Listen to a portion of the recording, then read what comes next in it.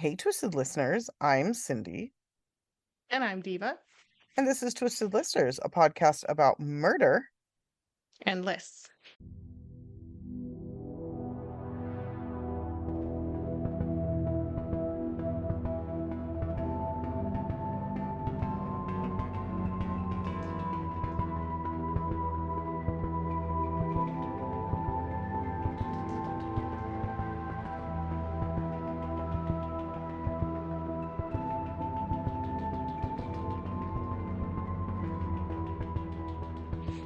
And this week is a new one.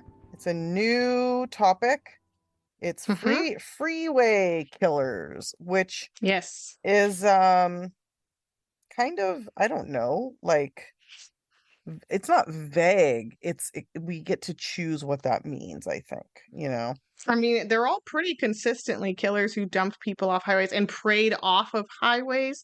There was also one cursed highway that I'm still considering. Oh, okay. Because when you started and said dumped on freeways, I was like, not mine.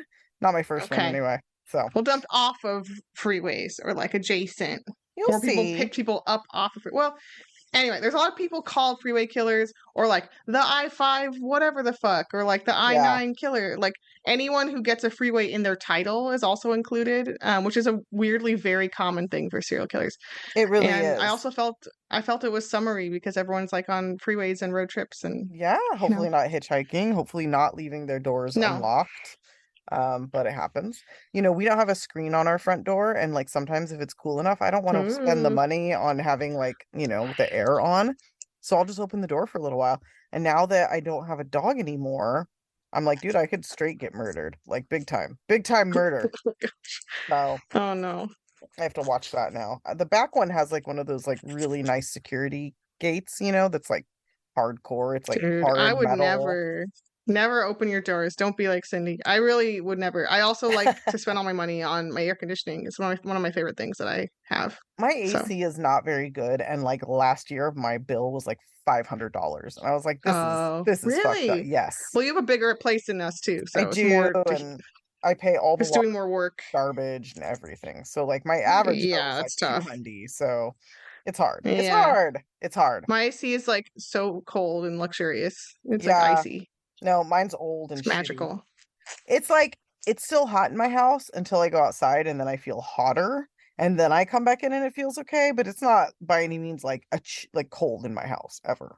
So, I'm so irresponsible with the AC that I like to make it really really cold to the point where I like can make hot tea and put a blanket on and just oh pretend my it's God. winter. Oh my God. No. That's me. Yeah. Oh Everyone's goodness. like, be environmentally safe and turn it up to 76. And I'm like, no, You're like no, no, no. 56? Got it. Got that. Yeah, it's On gonna it. be cold. Ugh, Yeah. I have mine set at like 82 because like these fucking central ACs, their thermostats are garbage.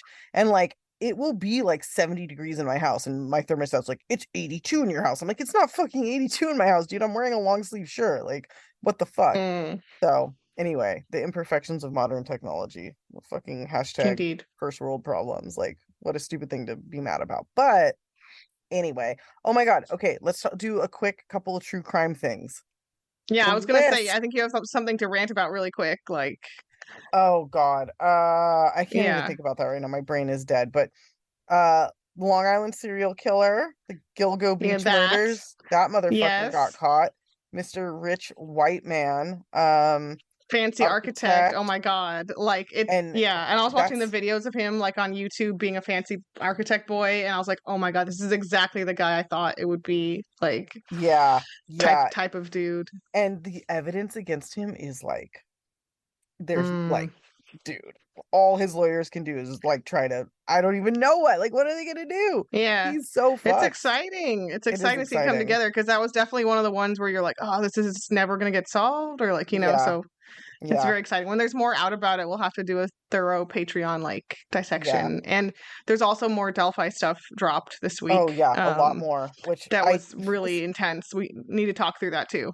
I tried to listen to it and I just find, and I'm not going to call this podcast out, but I just find them so boring that I kept zoning out and Mm. I was like, I'll just have to read it I have a lot of someday. podcasts that are like that for me off and on. But did you see the part where he confessed to his wife on the phone?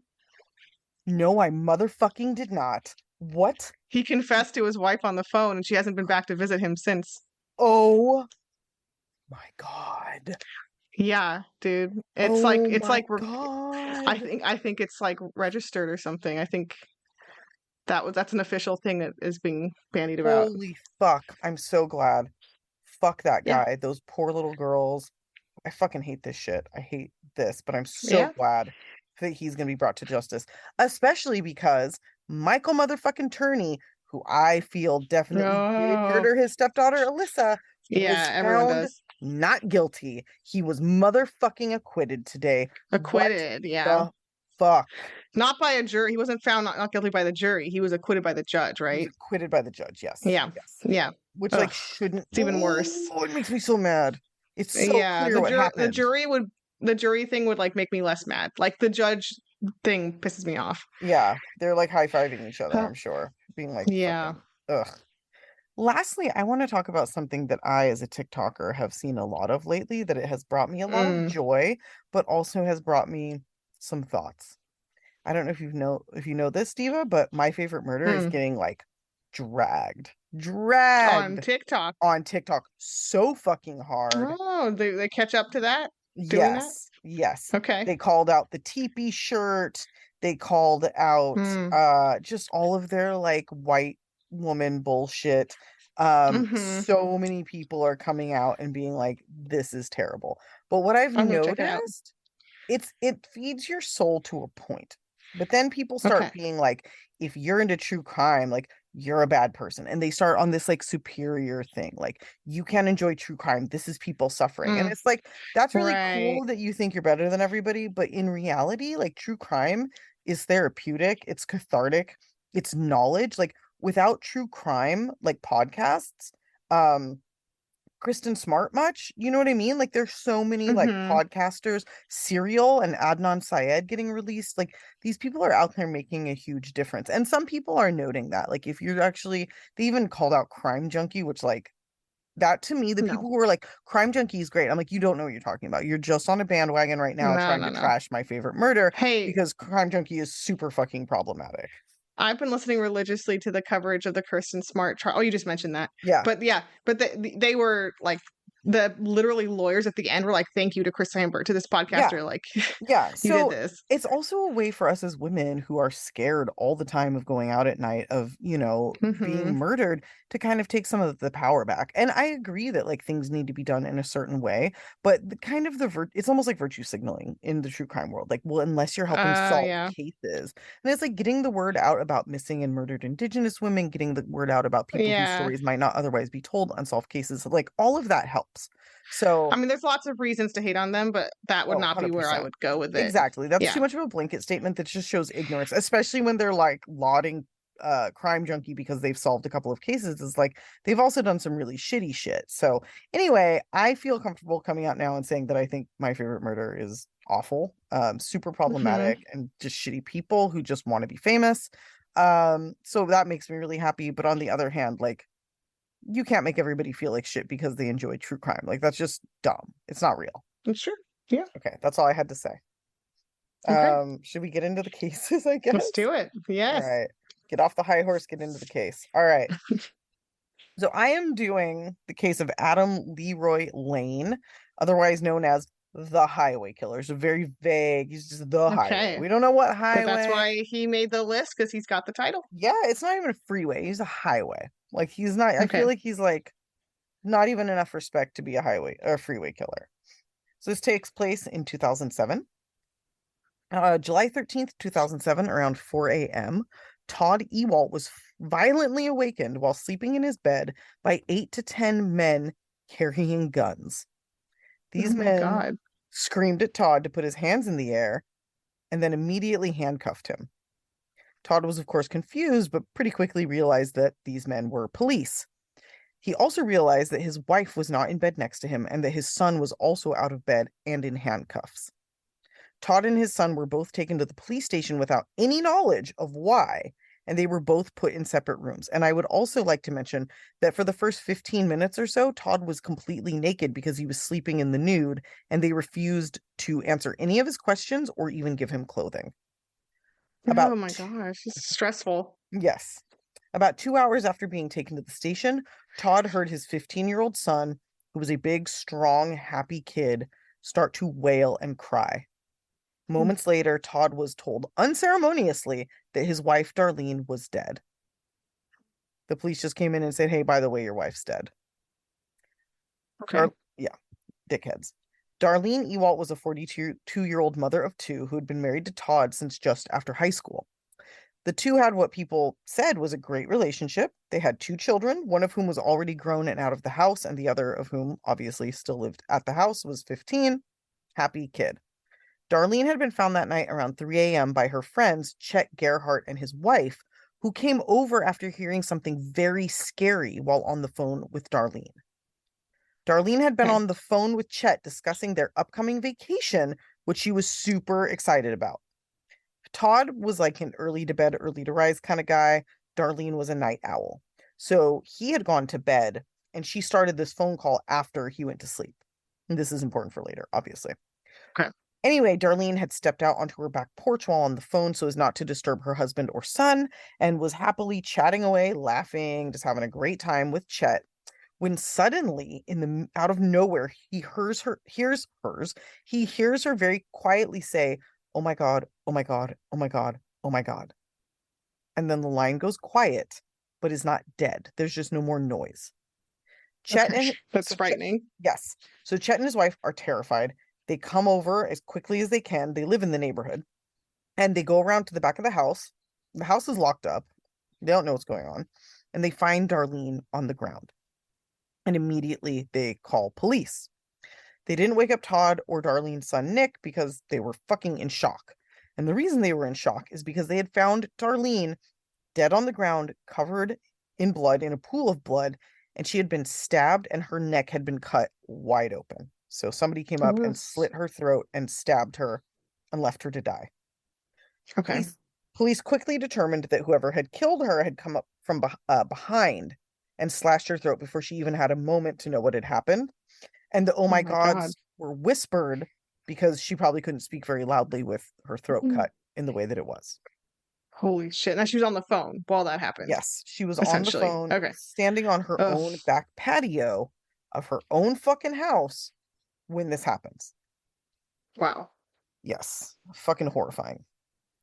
Police immediately suspected both her husband and her son, but pretty quickly focused only on her husband, Todd, and began their investigation with him as what they called the prime suspect, but what I'm going to call their only suspect, at least in terms of how Yeah. they conducted their investigation. Because you know how this is going to go. Todd, Mm-hmm. Todd was interrogated multiple times, given a lie detector test. They told him that he failed it, but he was never given or shown the results. That, of course, never came up later. They never, they were like, oh, you failed it. And he's Right. like, yeah, fucking right. He had his home searched repeatedly with his cooperation. He was like, yeah, go ahead, even though the cops were treating him like absolute fucking dog shit. Items were Mm-hmm. taken and never returned. He was followed. He was harassed. When that didn't get him to confess, the prosecutor on the case, Edward Marsico, decided to get a jury together to see if they would find cause to charge him with murder. Now, this was like months and months of daily harassment for him. He had Ugh. two detectives, one playing good cop, one playing bad cop. Um, Yeah. and he started to get pissed, obviously, because they were just treating him like trash. There's like a victims advocacy group that helps when people's family members die unexpectedly. The police would not allow them to help Todd. So they had to call his mother-in-law all the way in Arizona and help her deal with it and help her set up the funeral plans because they didn't want Todd to be given anything that might help him make his story stronger because they were just so fucking sure that he did it, right? Yeah. Yeah. And this jury that they were going to put together was despite the only evidence of him committing the crime, the only evidence being that he was home while she was murdered. That is literally all they have. They searched the woods for his bloody clothing that they thought he would have discarded somewhere. They searched for the fucking knife. They went all over the place and they found nothing. Nothing. Wow. Police, yeah. They still did everything they could to justify their tunnel vision, including suggesting that Darlene was having an affair with Chet Gerhardt since she was on the phone with him late at night, and since she was actually taking this vacation with him and his wife, but without Todd. They were like, oh, Mm-hmm. maybe you guys had just been married too long and she's sick of you and she's leaving you and you're jealous, right? Uh, Sure. what it more seemed like is that they were just like a really secure, happy couple that didn't mind doing things Weren't bothered by separately. And that. then, like, yeah, Right. yeah. They also tried to say that the family was in financial trouble, although Todd pretty quickly proved that that was not true. Like his bank account was low, but at the time he was arrested, he had like $1,200 in his wallet. So like he was doing He's fine. fine. He's fine. Yeah. They also tried to say that because Todd was upset at the endless harassment and accusations and would snap at the police, that that was proof that he had pent up rage and that he was going to kill his wife for upsetting him. Right. Okay. So it's Sure. like, no, you've been harassing him for months, like beating a dead horse, repeating yourselves, ruining his life. Yeah, and you're like then being like, why are you so angry? Yeah. Like, is Like, this, are you for real oh, right now? yeah. They also harassed the couple's son, Nick, at his high school. They searched his room. They actually went to his high school and like searched his locker and Mm. harassed him, Ugh. made his life fucking It's horrible. embarrassing for a teen, Yes. for sure. And especially Yeah. right after losing their mother, this is like just a fucking Yeah. living nightmare. They found Yeah. nothing pertinent to the case, but they did find steroids. And like I said, Nick was like, so he was a football player and he was like this really happy, Okay. healthy kid. He was trying steroids. And somehow, even though it had nothing to do with his mother's death, this information was leaked to the college that had given him a football scholarship and they dropped him Yeah. immediately.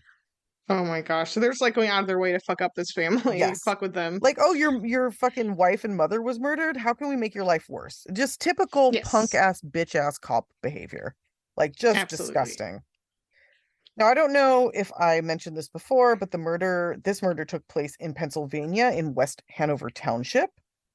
And Okay. just 4 days after Darlene's murder on July 17th, 2007, Patricia Brooks was dozing on her couch in Conewago Township, about 25 miles from the Ewald home. She was awakened at 2 a.m. by a man clad in all black from his head to his toes, like wearing like a face mask, the whole bit, Yeah. stabbing a knife into her shoulder and neck. Oh, She screamed and he ran out of the house as her family came to find her. She had these wounds to her neck and her shoulder, but she did survive. The okay. man had found his way into the home via an open back door. It was like a sliding glass door that had been left open. Lock your doors. Lock your We're doors, just lock your talking about windows. this. It's not victim blaming. I leave my back sliding door. I have another door that's like closed. I have like an outside door and then another kind of outside door, and I usually leave them both unlocked because they're also inside my yard, which is locked. So it's like, Lock them all, I dude. know, I should. I should. Um, so her where was I? I lost my place. Oh, okay. So anyway, around this time there were multiple reports of a man attempting to break into homes and going as far as like just flat out pounding on doors and windows, just brazen as Oh fuck my trying to break into God. people's houses. And so this was That kind scares of me like, so bad when honestly, whenever anyone knocks on my door, like even just like a solicitor, I'm like, I'm getting murdered. yeah, Like I'm I like, who should the fuck are you and why the fuck are you here? Like, yeah, no, no, don't knock no, on no, anyone's doors. Like no, don't do that. It's rude. It's rude as fuck. mm-mm, mm-mm. Um, so anyway, it was just a lucky break for him that her door was open.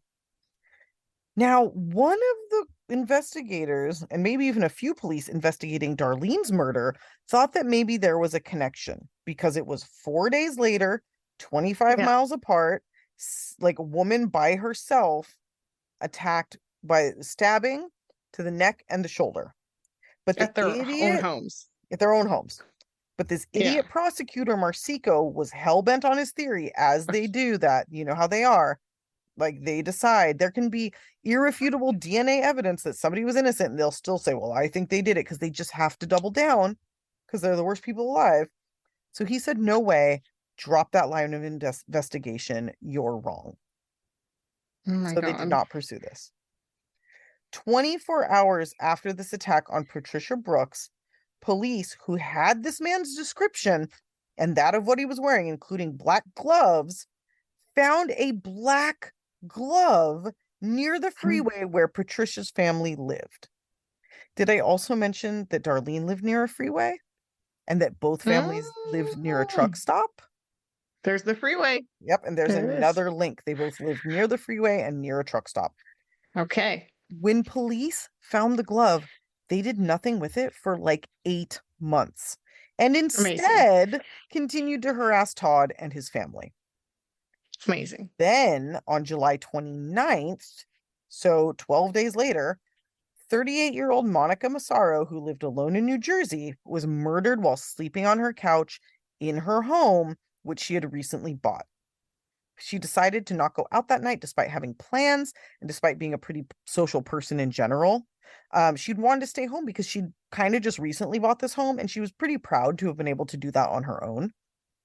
Yeah. It wasn't in like it wasn't in like a bad area, but it also wasn't in like the greatest area. And Sure. it was near a freeway and near a truck Hmm. stop. Okay. So it's really super sad that this is the one night that she decided to stay home because this murder, to me at least, I mean, I'm not going to give a lot of information and there's not a lot, but it was more brutal than that of Darlene, as crazy as that sounds.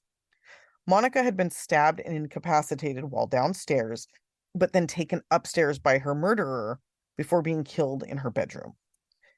She'd left the door unlocked, the back door, which is how the killer gained entry.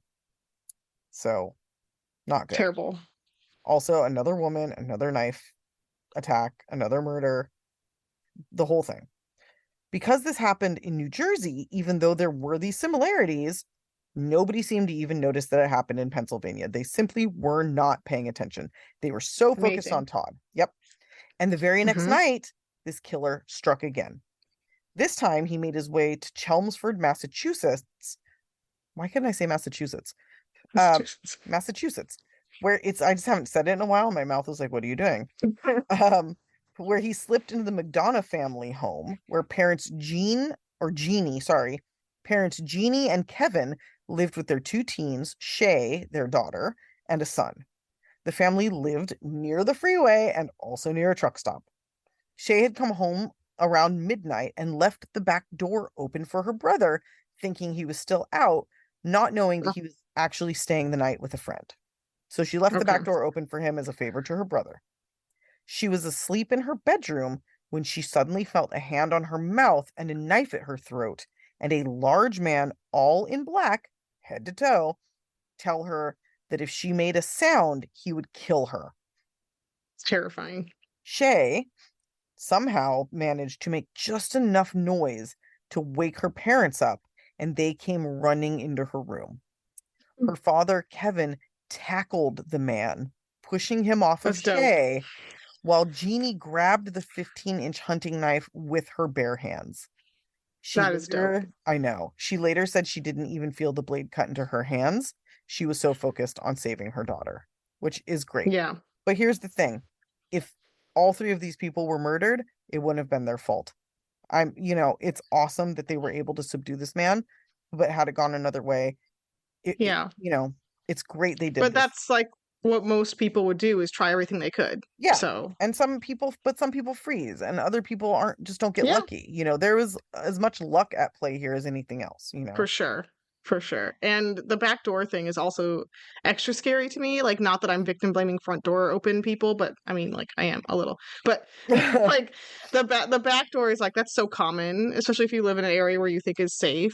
Oh, And of like I know course. plenty of people who leave their back door open, like you just said you did. Yeah, and for me it's like, well, I have a tall fence and it's Mm-hmm. locked and there's no reason anybody would come in here. But it's like, yeah, the reason they would is to kill me and I'm making it easy for them and that's very, very dumb. So, very It's bad. really scary. But it's like scary because that person made the extra effort to like Yeah. bust And into your house. yeah, I know. And I'm like, I don't want to reward that though. Like this is one time where Yeah. extra effort is not to be rewarded. Right.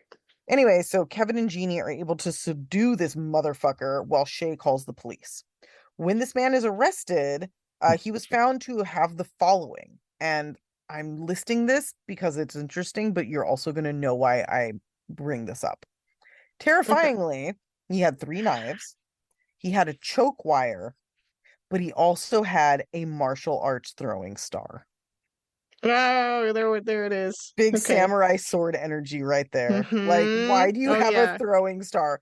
You're like a pudgy middle-aged white dude. Like, what are you gonna do with that? You fucking dork. Mm-hmm. Go. There's a graph. We need to make this into a shirt or like a graphic. There's a graph, but that's an exact correlation between like white guys who own decorative swords and Mm-hmm. serial killers. Oh There's a yeah. direct Oh, correlation. guarantee, guarantee.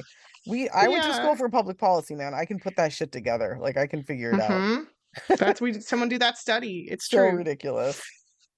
Anyway, police arrest him. They take him into custody, and he's quickly identified as 42-year-old married father of three, Adam Leroy Lane. He was a truck driver, if you hadn't guessed. Mm-hmm. They then searched his vehicle, I believe. They said it was his tractor trailer, which is like, is he living in that? Like, is he driving a tractor trailer on the freeway? I don't really know. I guess it's a Okay. tractor trailer, so it was like a trailer that had a tractor on it, and he was probably in the front. I don't know. Obviously, I don't know that much about trucking. But anyway, they search his vehicle, and in there they find a treasure trove of evidence, including a DVD entitled Hunting Humans, which is a really bad movie Oh. about a serial killer who murders with no motive. And I will say that Mm-hmm. one of the big things that led the police to believe that Todd had killed his wife was that there was absolutely no motive for somebody else to kill Mm. her. So they were like, why would it be some random person? And it's like, well, hunting humans much. So, It happens. yep. Yeah. They also found multiples of the black mask and gloves used in the crimes, and they also found two more hunting knives, which they entered into their DNA database. And while they are building their case against Adam for this attack, police in Pennsylvania are still going hard after Todd Ewald. The asshole prosecutor has this jury together. It's not like a grand jury. They didn't call it that, but it's basically, I mean, it's essentially the same thing. They're going to present the Yeah. evidence, and if the jury thinks there's a case, they charge the accused for the crime. The only thing they did that wasn't total horseshit in Pennsylvania was they entered Darlene's DNA into their system when she was murdered.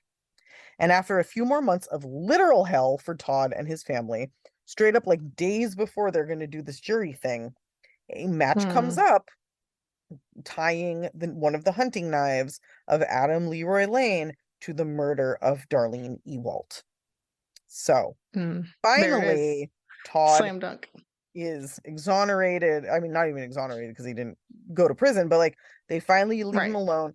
The prosecutor, there's like an interview with him, and he's like, I was so relieved. It's a serial killer. And I was like, buddy, you were out for blood. Like, you're a dumb asshole. Like, shut up. Yeah. Yeah. Sorry, it makes me mad. Soon after this, they connected him to the attack on Patricia Brooks and the murder of Monica Massaro, all through DNA. And like I said, Todd was finally free of the harassment, though he was never once given an apology by the police, who have officially come forward and said everything they did was like exactly what they should do. And it's like, you should reach out to that kid's college and like ruin his entire fucking life. Like, that's what you should do, really. Oh my God. You want to think Yeah. about that a little bit more? I mean, don't do steroids, guys. They'll shrink your balls. Um, and amazingly, like I said, this fucking family took down this out of control serial killer who was on like a rampage. And from here, after the other police and civilians did their work for them, the Pennsylvania police finally filed charges against Adam Leroy Lane. And he was given 10 to 20 years for the attack on Patricia and 45 years for Darlene's murder.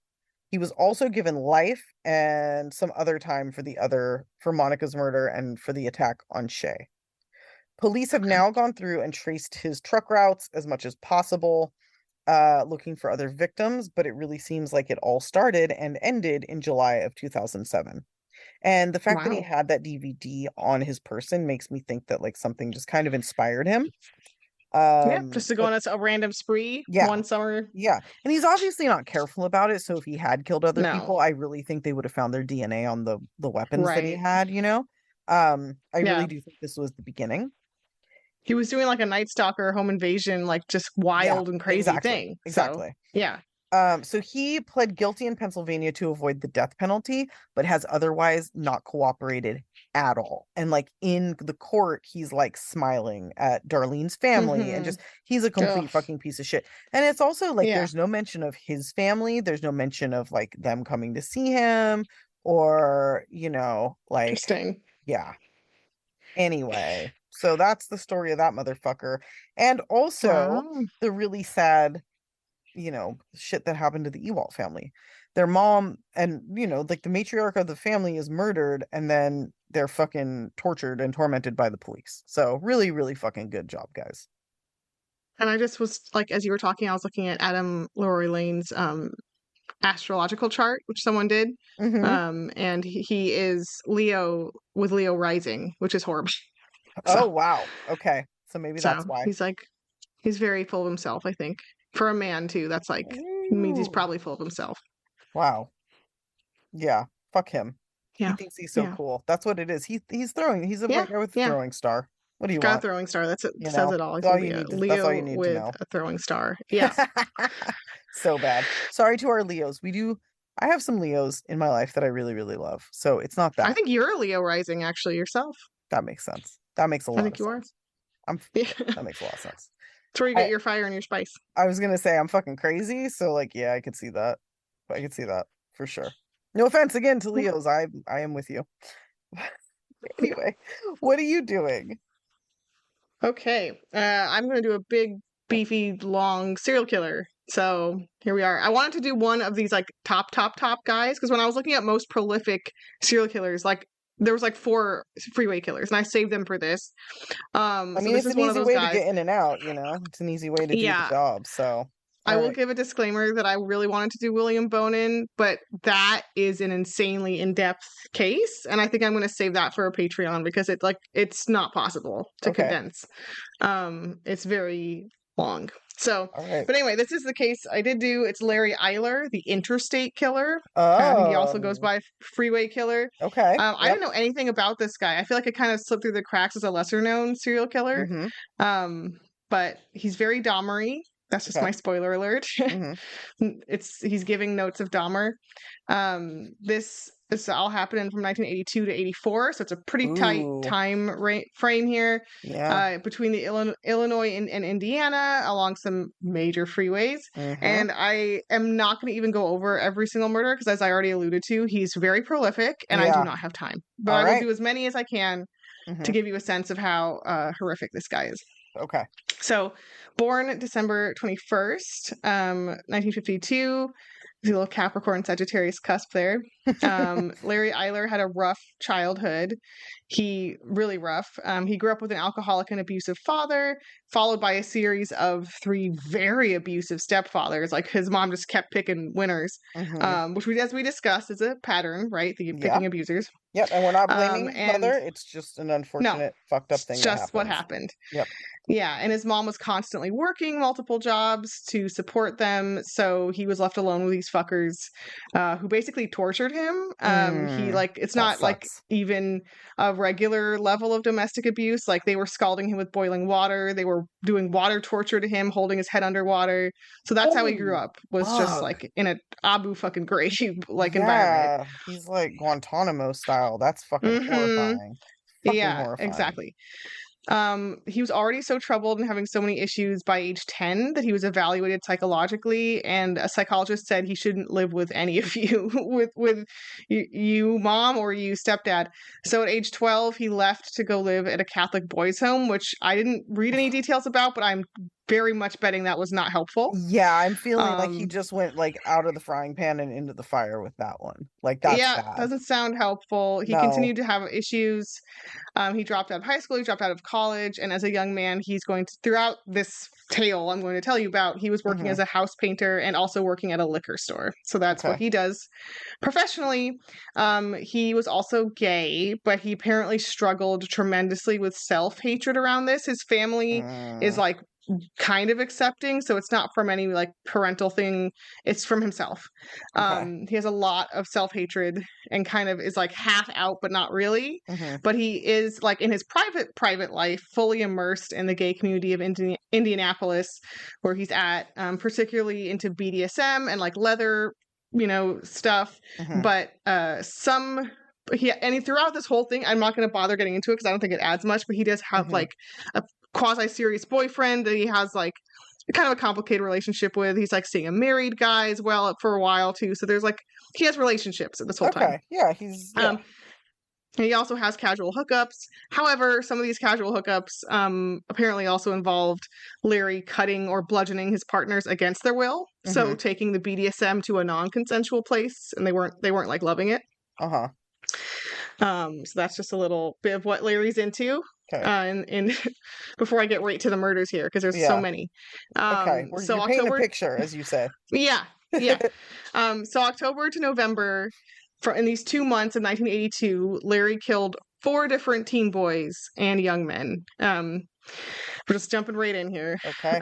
And investigators basically like are very slow to connect all these crimes too. So I'm gonna like list and list and list a lot of crimes, and notice how long it takes me to get to like there's a serial killer. Like So notice the how police deep being like, that. oh, Yeah, hmm it's quite deep in here, and I'm sure it's also because a lot of these folks are gay. A good amount of them are also working as sex workers. hmm So or all the police have to hear is like last seen at a gay bar, and they're like, oh, don't care, right? yeah, Which is yeah, also very Dahmer-esque. hmm Um, so one of those four victims was 19-year-old Stephen Crockett.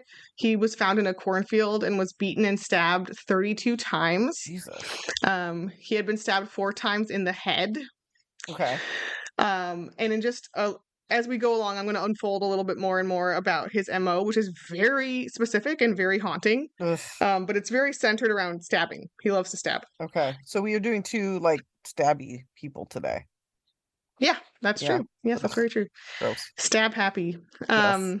So in December 82, young man named Stephen Agan is found in a rural area right off Indiana State Road 63. So as in keeping with the theme, all these victims are found in like areas that are right off a freeway and like an abandoned rural part of a freeway too. hmm Um, and he had been stabbed. He had been killed in a nearby abandoned barn. And they know this is the crime scene because they found human flesh coating the walls. Coating the walls. Yep. The fuck? How do you Um, even do that? this flesh substance and the damage to the walls told investigators was proof that he was suspended. We'll later hear that he had actually been tied with his hands above a beam and was Oh suspended no. against a wall while he was being tortured and stabbed. That's fucking horrifying. I feel so terrible for And him. later, the medical examiner will say that Agan's body was the most eviscerated and severely mutilated body he had ever seen, short of like a Jesus. dismemberment. That's so fucked up. That poor man. Yeah. Yeah, and a lot of his victims are drugged with like some combination of alcohol or sedatives, but they're very much conscious and awake when they're Right. being stabbed to death. Yeah. And he always binds them so they can't Okay. get away hmm before he stabs the shit out of them. So they don't necessarily know that they're being like murdered when he binds them, do you think? It just kind of like, No, sometimes they like they're flip a awake. switch. But I mean, They're like, awake. Like they're sometimes not sedated out. okay. But like, I do think he they just know that sedates he's them. like abducted them, or do they think it's like consensual and then he starts? No, I think it's definitely non-consensual and they're aware, but Okay, like he just sedates them enough to tie them up, essentially. got it. So he Like doesn't have to enough fight to with them or struggle. control. Yeah. Okay, Yeah. got it. Okay, But trust me, they're awake. yeah. Ugh, that's That's fucked. part of his thing. Ugh. At this crime scene at the barn, they find a key that that says government key, do not duplicate, etched into the metal of the key. So just put a pin in that because it'll come up later. Okay. Okay. So also that December, he killed 2 more victims, which I don't have time to get into, but he's like boom, boom, boom, boom. Okay. He's just he's on a fucking rampage. Yeah. Okay. Yeah. Spring 1983, investigators find the body of a teen, which had been a teen boy who had been there all winter, severely decomposed. That March and April alone, he killed 5 additional young men. hmm One of these victims, 21-year-old Daniel McNeve, was bound, stabbed, and disemboweled while he was fully conscious. Oh my god. Yeah. That's Yeah. so I mean, he was like a teenager, right? Yep. Yep. Dude. Yeah. Some of these kids are as young as like 15 that he's killing. Fuck him. Fuck this guy. Yeah. Like, I'm sorry that you were tortured, but like, you don't have to fucking pay this shit forward, you know? Yeah. No, it's yeah. Investigators still aren't putting it together, but they kind of are like, This guy, I believe Irvin Gibson was his name, the teen. It's like Hmm. they find that a week before he was found in Indiana, in Lake Forest, Illinois, a body was found in the exact same fashion. His MO was completely consistent. So like it's Okay. really wild that it takes them this long. Rural wooded area, stabbed extensively. This victim, who will be later identified as Gustavo Herrera, who was 26, he had also been stabbed up through his genitals Nope. in an upwards motion. Oh my God. And all of these victims, by the way, are found with their pants pulled down and their shirts ripped open. This is like Bob Burdella level. Mm-hmm. Like it really is. And a lot of the victims are, I will say not all, but like a solid amount of them were sex workers in the gay communities where they were respectively located, which definitely leads to them not being investigated very seriously. Hmm. But regardless of what, is going, and some of them are gay, some of them aren't, but regardless of their orientation or their profession, Hmm. Larry propositions all of these victims for sex, but he never actually has sex with them consensually or Otherwise? assaulting them. No, he Wow. actually just uses that like gay sex hookup thing as a ruse to bind them and stab them to death. And he's probably like, it's probably like a sexual frustration, like rage murder. Mm-hmm. You know what I mean? Yes, Like it's like he's I'm so mad at like angry. the fact that I'm gay thing. Yeah, Yes. it's one of those things. For Ugh. sure. But it's really weird to me that you thinking there's like a rape thing, and you're like, no, he just really wanted to stab people 4,000 times. Yeah, it's such a like pent up thing. Yeah, Yeah. yeah. Holy shit. So although police started their investigation by primarily harassing gay people, doing things like raiding gay bars and community spaces and just bothering innocent gay people, Doing nothing um, helpful and just being pieces of shit. yeah, they're like, oh, some of these victims were gay. Let's just bother Let's gays, just go further It's like, traumatize the gay community. It's yeah, a yeah, yeah. pattern. Police also have patterns. Ugh. Eventually, like I said, it takes them way too long, but eventually they do start figuring out the connections across state lines as well between Illinois and Indiana, and they start calling this guy the interstate killer. They Hmm. form an official task force, they put out a reward, they request tips. They do all that stuff. It just takes them a long time. Okay. Yeah. Longer than it should. Way So longer. Way fucking longer. after this call is put out for information, there's a Kentucky case and a Chicago case that are both linked back to the same killer. That July of 80, are we in 83 now? Yes. In 83, another victim is found. So victims are both being freshly killed and older ones are being constantly connected to this guy. Okay. Especially now after it becomes public. Hmm. August 83, in a rural area off of Route 60, a body is found of a young man with his pants pulled down, having been stabbed extensively. There's Hmm. also, though, at this scene, boot prints and tire tracks in the mud. Okay. This victim is 28-year-old Ralph Calise. Hmm.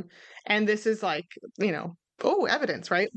Yeah, you'd think. So soon after this, the task force gets a call to their hotline from a man who tells a very interesting story about his, I guess, sexual partner. It's not quite boyfriend, Okay. hookup buddy, named Larry Eyler, Okay. who by this time in 1983 was 32 years old. He was based in Terre Haute, Indiana. Terre Haute. And Haute, right? Yeah, Terre Haute. Terre Haute. It always makes me think of Parks And and Recreation. Anyway, sorry. oh yeah. So he says that Larry, his kind of boyfriend, told him this story. Here's the story. In 1978, he had picked up a hitchhiker and hooked up with him, or that was just a ploy to stab him, which he did stab him, but miraculously, this hitchhiker manages to get away, escapes, and runs for help, just like fucking beelines it out of there. Right. I'm sure it's like the woods too, so it's very frightening. After this, the police find Larry and search his car. And here's another list, like you just had one. They find yeah. a hunting knife, a metal-tipped whip, Oof. Ouch. a butcher knife, a set of handcuffs, tear gas, and wait for it, a sword. A motherfucking sword, dude. We're 2 for 2 on these motherfuckers. There's a sword, Oh yeah. my So also God. the whip is like that shit, that was used. This guy loves to torture. Yeah, that's so gnarly. He likes medieval like torture. Like Yeah, that's what yeah, he's vibing on. right. Ugh, So Larry was arrested and charged with aggravated battery for this assault. However, which seems a little light for stabbing to me, but okay.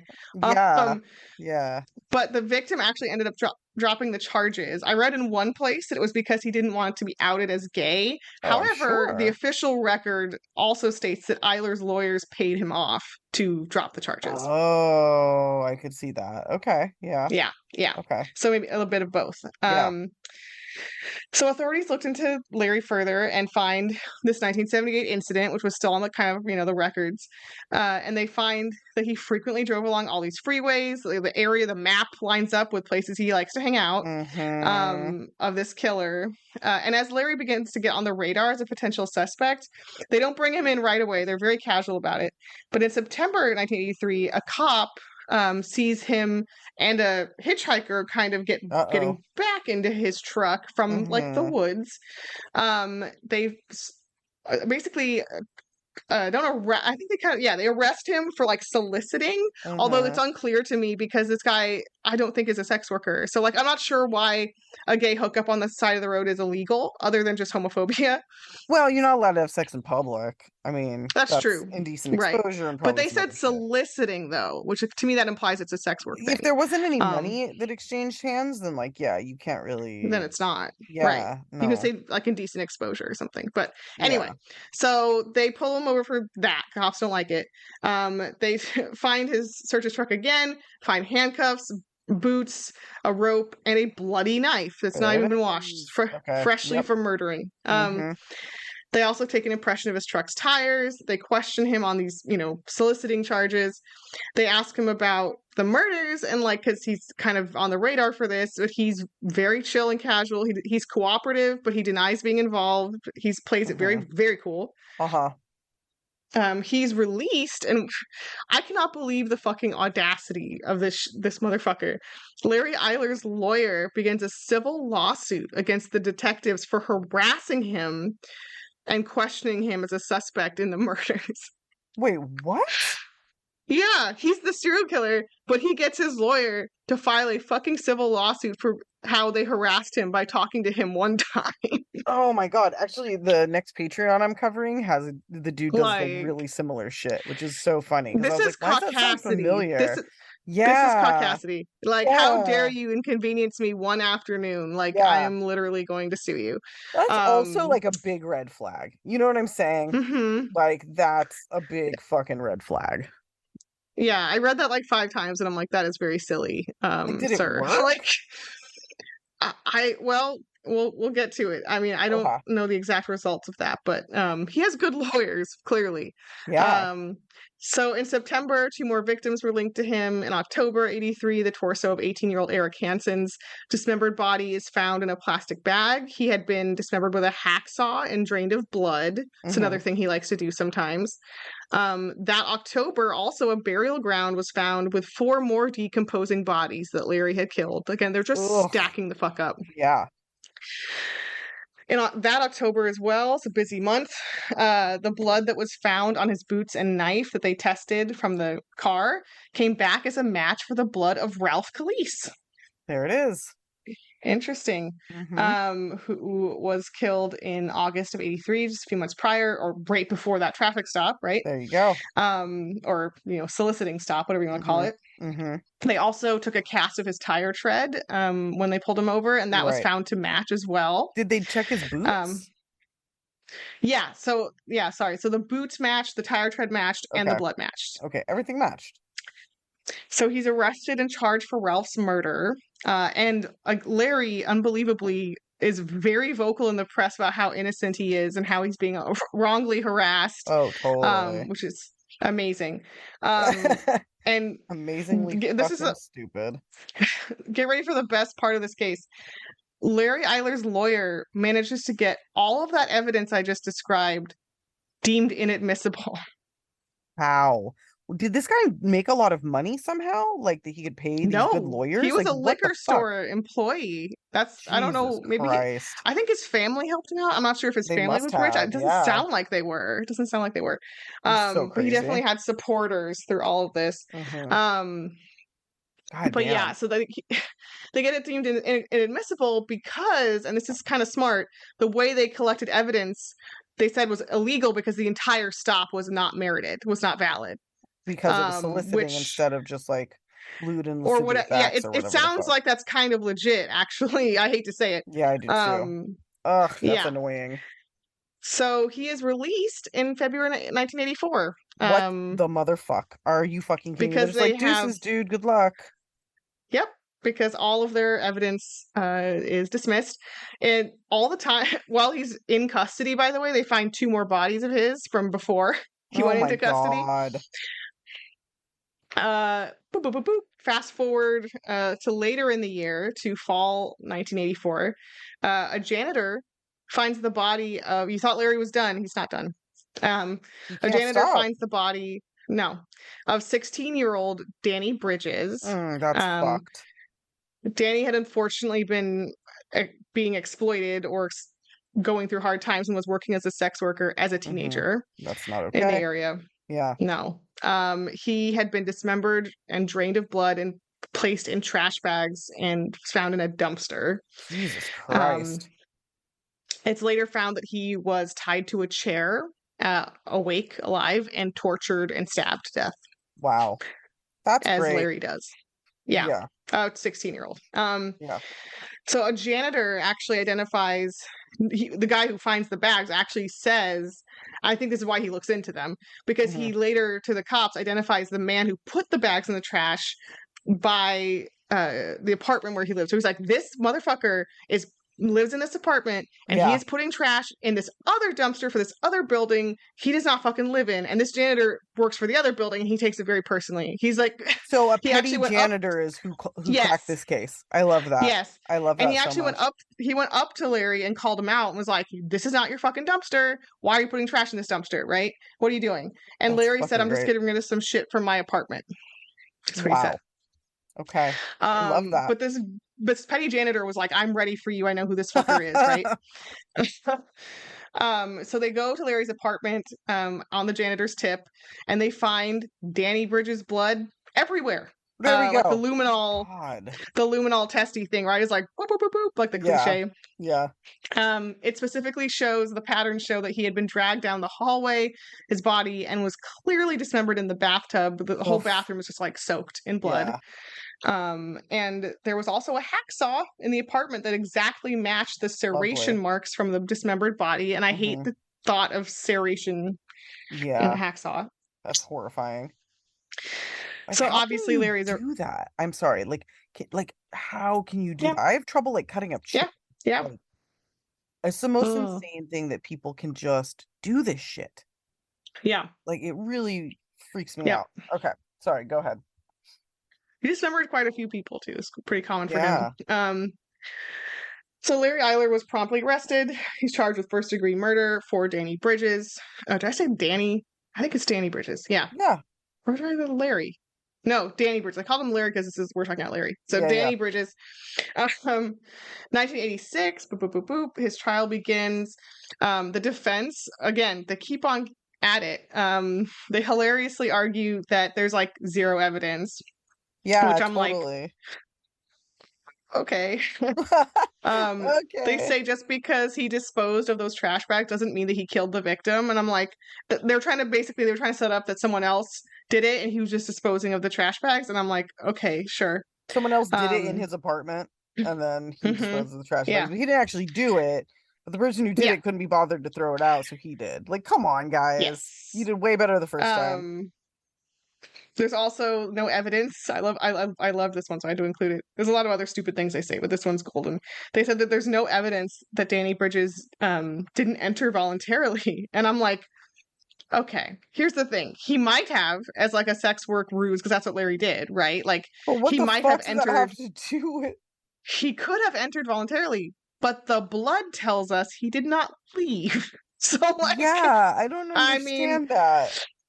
Well, he went in the they're house like, oh, because he he went. wanted to. Like, well, I So the blood don't. is all consensual. All that blood is like Yeah, I'm pretty sure he totally didn't know he was fine. gonna get murdered. And also, like, Mm-hmm. even with someone's consent, you can't murder them. That's still murder in No, America. You're that's not true. allowed to do that. So the whole thing That's is very dumb true. as fuck.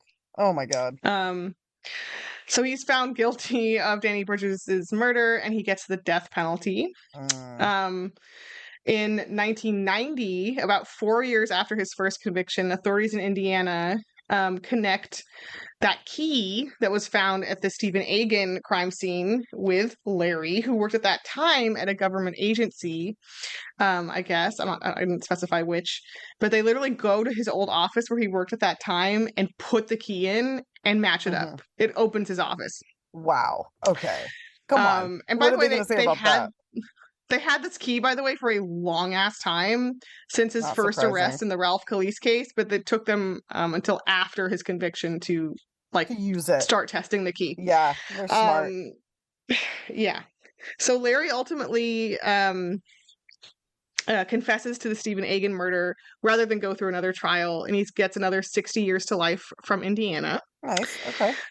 In 1991, I did not get all into this because it's like could take forever, but I'll give it one sentence.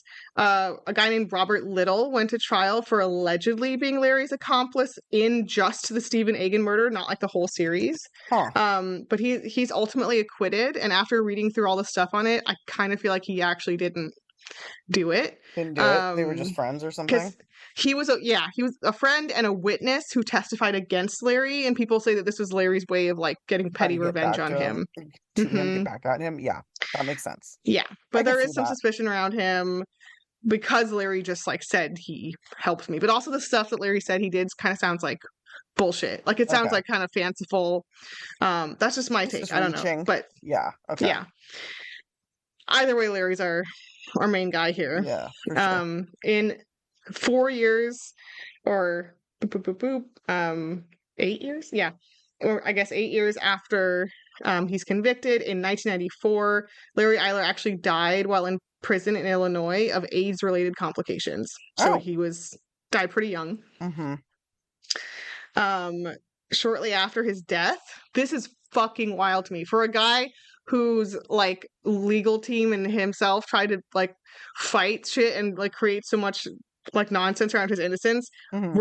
On his deathbed, he just confesses to everything. He's like, "Fuck it."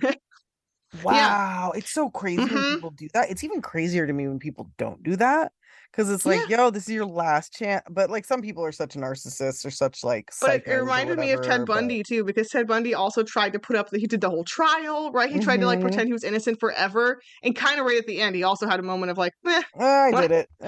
What's the Yeah, point fine. now? Yeah. Um, yeah, so Larry Wow. Eyler does that, and his lawyer gives a press conference to announce after he's dead that Larry deathbed confessed.